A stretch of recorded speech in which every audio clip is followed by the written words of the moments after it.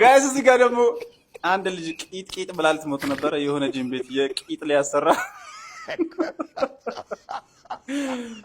ጊዛ ወይ ሰታ ትገላግሉን ነበር። አሁንም በየቀኑ የሷን ቂጥ እድገት ልንለካ ነው።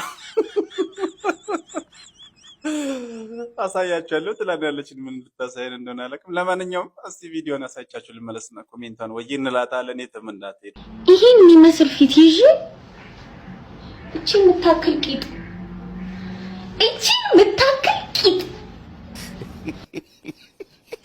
ሸርተቴ እስከ ስንተኛ ክፍል ነው የተንሸራተች?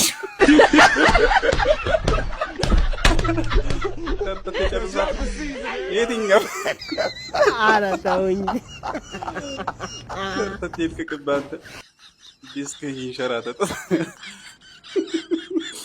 ገና አልተከፈለችም።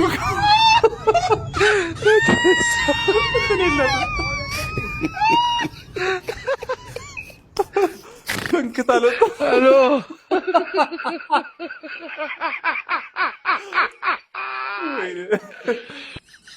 ይሄን ደግሞ ተመልከቱ። በጄል አስተኝቶ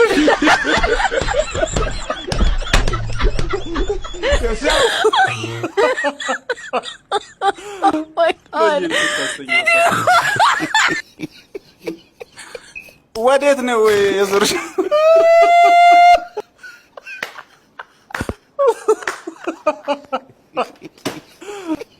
ፊቷም ፊት ነው ኋላዋ ፊት። ዋው